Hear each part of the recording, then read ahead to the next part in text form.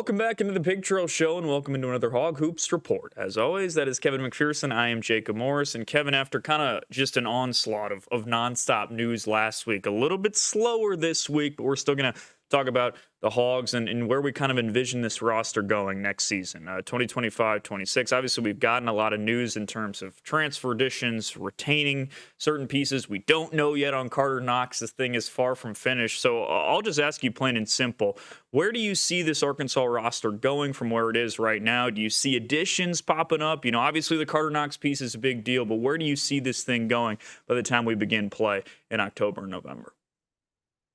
Yeah, I think they're going to add at least one more, probably, and maybe stay with just one more.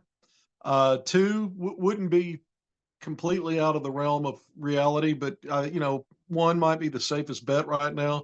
Now, if Carter Knox doesn't come back, I think they're going to add two. Yeah. But I think they're counting on him coming back. Some folks I talked to connected with the NBA draft this past week, they all think he'll be back.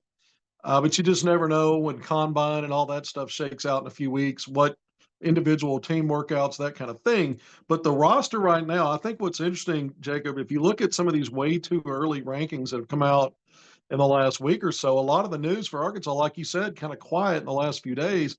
Most of it broke a little over a week ago. Retention, the two big men making it official, all that.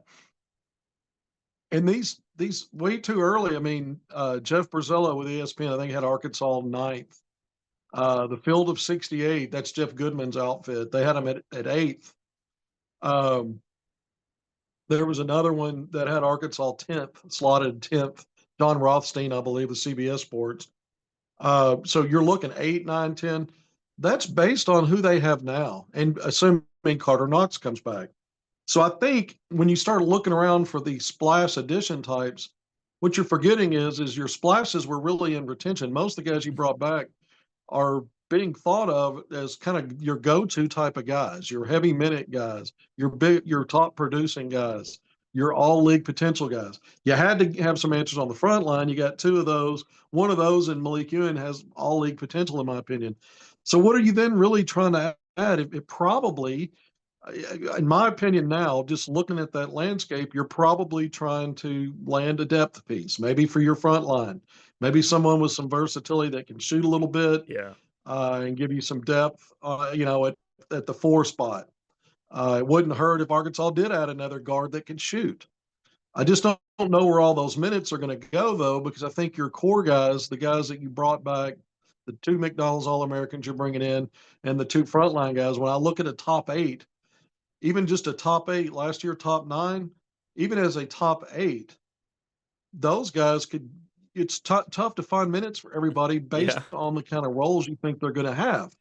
So that leaves guys like Isaiah Seeley and Kareem Artal, who get you to 10 as kind of those fill in the gaps. If there's an injury, if there's foul trouble, they'll get some minutes here and there, but there's not a really projected pathway to say, oh, every game these guys are going to even get minutes. So in a sense, it's not that Arkansas is done. I think they're done with the heavy lifting. If they get another difference maker, I'll honestly be surprised. I won't be shocked, mildly surprised. So I'm looking at maybe another depth piece there. Yeah, I think the shooting point is interesting that you made as well, because if there's one thing you could maybe pinpoint and say, I don't see that as a strength for this roster coming up, that would be it. Because even with the freshman guards, we talked about it a little bit with Darius, he's not a three-point shooting guy. He gets to the hoop, he sets teammates up, right? Malik Thomas, it's not that both of them can't shoot the three, but in terms of just a spot-up guy to stretch the floor, besides, I mean, it's odd to call TB that, but in a way, he has that capability, but really other than that, you don't have a lot of shooting. That would be a piece I think that would help in a significant aspect, at least if you're looking for some additional depth piece.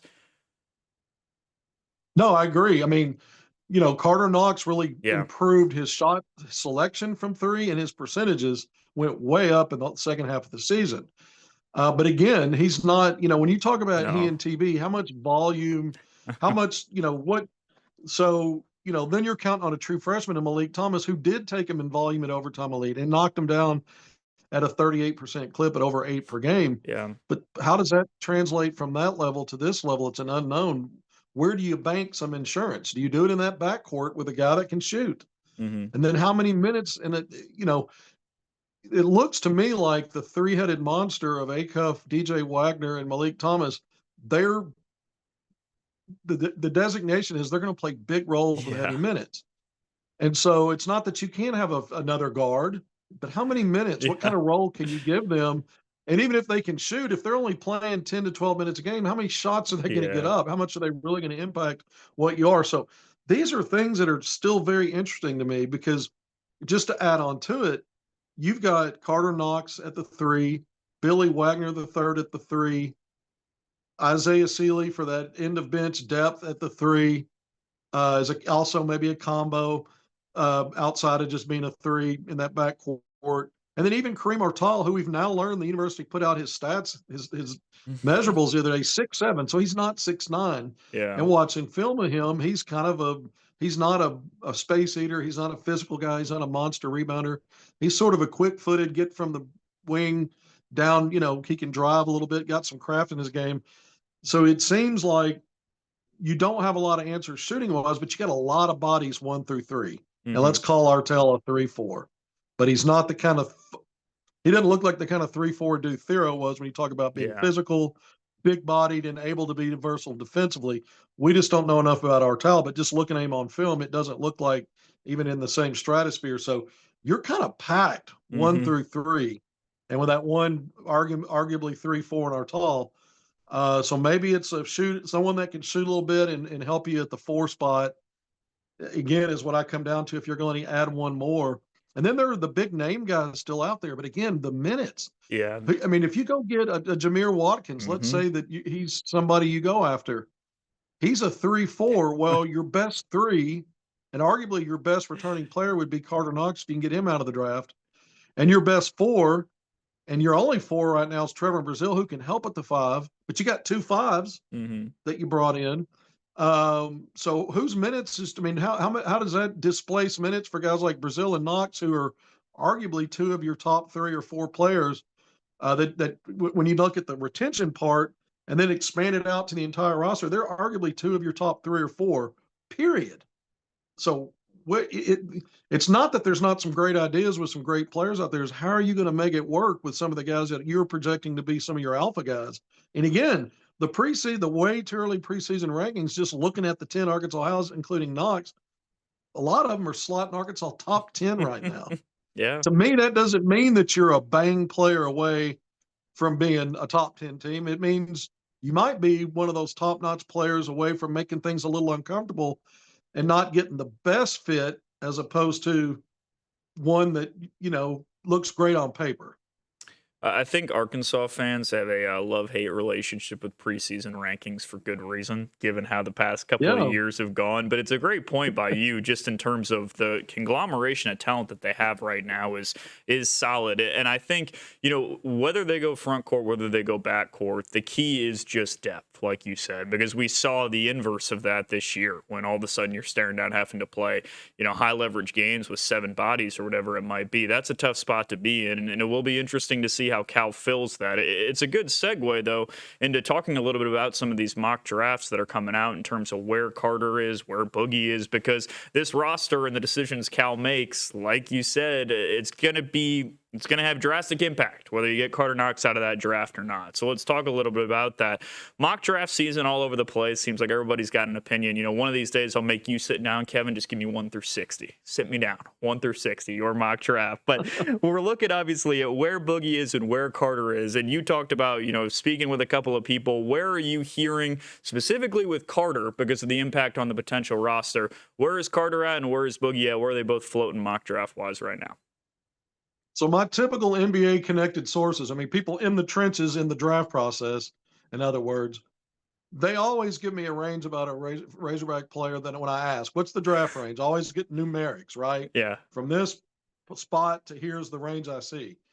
When I asked that question to Carter Knox, I did not get a range. All I got was he's coming back to Arkansas. Okay. So that's really interesting. Yeah. I'm like, give me best case scenario. Let's say he blows up at the combine or has a strong combine. I mean, the guy's 6'6", or I've heard he's got a 6'9" wingspan. Hmm. Carter Knox, he really came on and showed some good things. I think he's an NBA player. Yeah. I just don't know when. And it doesn't sound like anybody right now believes that he's going to stay in this draft. when you talk to these NBA folks. So that's really interesting. Of course, as he starts to get workout individually with teams, and I think he'll get invited to the combine. All of these folks think that as well. They could change and shift their narrative if things look good for him and you know kind of snowball in a good way for him. That can happen. But right now, they won't even take a scenario where I say, let's just say he has a great combine and turn some heads, and they're still not giving me a range. They're like, no, he's just getting fit. So some of these mocks, yeah, when there was one that came out that had Carter at number 36, another big board that came out, one of the ESPN's Draft Express, Jonathan Givony, Hmm. in Knox was 59th, and there's 59 picks in the draft.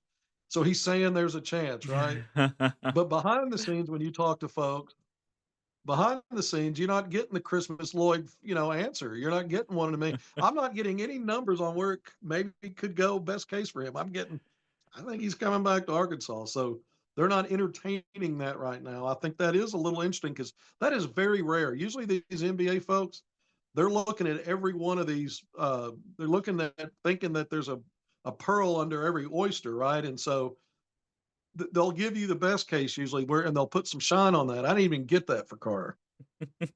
That's interesting. I mean, that's what Arkansas fans want to hear. And also, it would make a lot of sense in terms of developing and putting yourself in a position to where, with Carter's frame, with his pedigree, with what he flashed this year, there is no reason in a bigger role this year on a team that's going to be super talented. He couldn't play his way into being a lottery pick. Boogie is really interesting from the standpoint that, you talked about not getting numbers on Carter, right? Boogie is everywhere in terms of the mocks that you look at. I've seen him at 17 to the Wolves. I've seen him at 42 in the second round. He's all over the place. It seems like it's kind of a take your pick sort of situation with Boogie, depending on how you like your guards.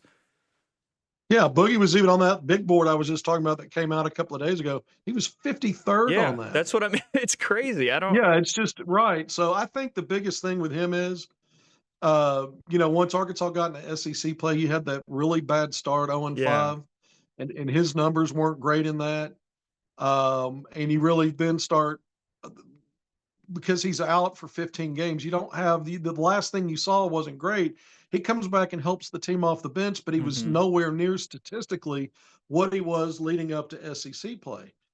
And so now there's stuff there where you start to question things. And so I think there's plenty of good stuff still, but he's going to have to. The combine's going to matter. These individual team workouts, interviews, all that's really going to matter for him. And I understand why he put his name also in the portal Yeah. on the final day to do that, to give himself an option to have an off ramp, and then he can make money, right?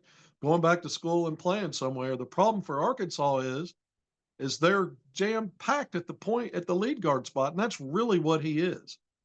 I just don't see that working out, and I think that's why he had to put his name in the portal.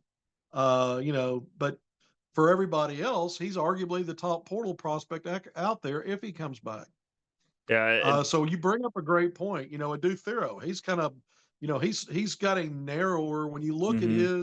it's late first round and then mid, Yeah. kind of mid. You see most of them are mid second. He's not really late second right now when you look at it. That I think again with combine stuff like that, he's the kind of guy that can really blow some folks away with some of the measurables. But at the end of the day, who does he scare off because of the lack of skill? And again, for all of these guys, all it takes is one team to believe in you, to see something they need, see something they want to use. I mean, you could get drafted not needing the team says, okay, we know you're not going to help us next year. We don't need it, but we want to, and we don't want to burn this pick, and we don't want to trade it out. We believe in you in 2 years. They have a relationship with the agent, Hmm. and they're okay. We'll draft you. You're going to spend some time on the roster and in the G League. You're not on a two-way deal, and then we'll develop you. You just never know what could land for any of these guys. But as far as Carter Knox right now, the folks, talking to I've talked to different folks, and there was a team scout, an NBA team scout, an agency scout, and also one of the draft gurus that people would recognize the name if I said it, but these have to stay anonymous. And all of them are like, no, Carter's going back to school. So that's how they see it, at least now. We'll see how it plays out again. It's going to obviously have a major impact on how Arkansas fills out its roster next season. It is funny with Adu. Just he is much tighter in terms of, it seems like he's 26 to 40 is kind of that range, and he's not really popping out either side the way that Boogie and some of these other guys are. Regardless, it'll be interesting to watch. And it's another great segue. We're talking about the NBA. Let's finish up talking about Pro Hogs. 7 guys in the postseason, and guys like we've talked about before, Kevin, on rosters that have a chance to win this whole thing. When you talk about the Thunder and Jalen Williams and Isaiah Joe, Moses Moody. In terms of the Warriors, a lot of fun, a lot of Pro Hogs making an impact in the NBA postseason right now. Right. Isaiah Joe, a big integral part of what the Thunder do. Mm-hmm. So is Jalen Williams. And they're the first 2 Pro Hogs to advance to the second Yeah. round. Oklahoma City swept Memphis. And Isaiah Joe, the last 2 games in Memphis, scored in double figures in both games, really shooting the ball efficiently from 3, 42% from 3 in the playoffs so far. So right now he's tracking even better than his regular season finish, which was over 41% from 3. You always like to see that because usually in the playoffs you start to see the reverse because it's more physical. There's less room to operate. It's a more intense level. So you like to see guys, right? So we'll see what happens, but Isaiah Joe getting a little more burn right now than Jalen Williams. When you look at how it's played out for Oklahoma City, but Jalen's appeared, I think, in at least 3, maybe all 4 of Oklahoma City's wins over Memphis. Oklahoma City now waits this just crazy good matchup between the 4 and 5 seed in the Western Conference, which is just loaded. Yeah. Between the Clippers and the Denver Nuggets, man, what an exciting series. But each team has won on the other team's home court. It's Yep. tied 2-2. It goes back to Denver, best of 3 now. So that's a great series. Oklahoma City, that's what they're rewarded with. That's their reward is getting one of those teams. A recent NBA titleist from 2 years ago. And of course, the Clippers.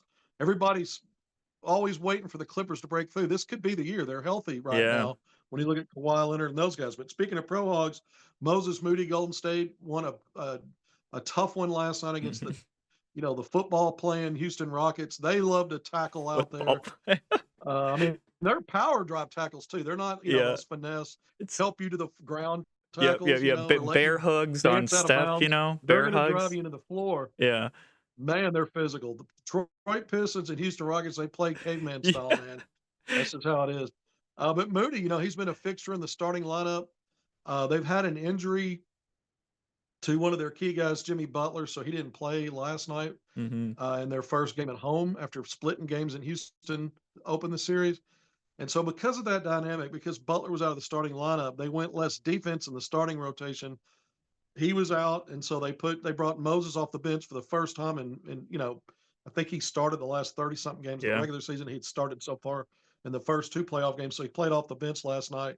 But a big contributor, as he always is, and now Golden State wins at home. They're up 2-1 with another home game pending. That's a series that could go 7. Houston's the 2 Mm-hmm. seed out there in the Western Conference. So you see the Pro Hogs. Jordan Walsh, he's on the 15-man roster for the Celtics. The Celtics are, 2-1 over Orlando Magic and Anthony Black, who actually does fit into the rotation. He does. But Yeah. AB had 9 points playing off the bench in the first home game for Orlando after falling 0-2 in that series. But 9 points in a game high, box score plus 16 in only 13 minutes. So he kind of turned the tide when he checked in the first half and helped. And his minutes, even though there weren't a lot, he was very valuable when he was on the court because his defense against that big backcourt. When you look at Mm-hmm. Boston, when you look at Jason Tatum and Brown, Jaylen Brown, he matches up. He's really good. But he's got a big role, even though the minutes don't always tell you that. And of course, Jordan Wall's not having that role yet, but he's still on the team. If Boston wins, another title, that's another ring for Jordan Wall. So the Pro Hogs, man, you mentioned it. They're aiming toward, more hardware and more jewelry perhaps this year. Whether it's OKC or Boston that you think is going to do it. Bobby Portis, the Milwaukee Bucks, will throw it in here real quick. Had to get a win Yeah. after falling 0-2 to Indiana. Came home. BP's already had a double-double in that series, a 28-12 game and a loss in game 2. He followed up with 10 points, 8 rebounds, a big role, finished the game in the fourth quarter, and Milwaukee got off the mat and got a big win over Indiana. So game 4 will be in Milwaukee with the Bucks trying to even the series. That's tonight. Pro Hogs everywhere, man. And when you have 11 in the league, you're going to have a good number of those. You hope in the postseason, and that's the case. Bobby Portis was the one, I'm a Pacers fan. He struggled game 1, and I'm sitting there, man, how's Bobby going to respond? And you said at 28-12 in game 2, he was costing the Pacers all types of fits, and obviously a big-time win for the Bucks in game 3 there. But, I know we talk about it all the time, but what's exciting is, obviously, you've got 11 Pro Hogs in the league, but you've got Pro Hogs on teams competing as well. And you look at the 2 favorites for the title in terms of the Thunder and the Celtics, and you got Jordan Walsh with the Celtics, and you got 2 Pro Hogs with the Thunder as well. So it'll be exciting to see how the NBA postseason keeps on progressing. The Western Conference, man, is it's something different in terms of all those series. And you said it well. Oklahoma City, one of the best seasons in recent memory, wins 60-plus games, and their reward is Nuggets are maybe the most talented team in the West with the Clippers. So that'll be a fun series to watch in the Western Conference semis, and fun to watch all the Pro Hogs thrive at the next level. But that's going to do it for this week's Hog Hoops Report. That is Kevin McPherson. I am Jacob Morris. We will talk to you next week. More Picture Show coming up on the other side of the break.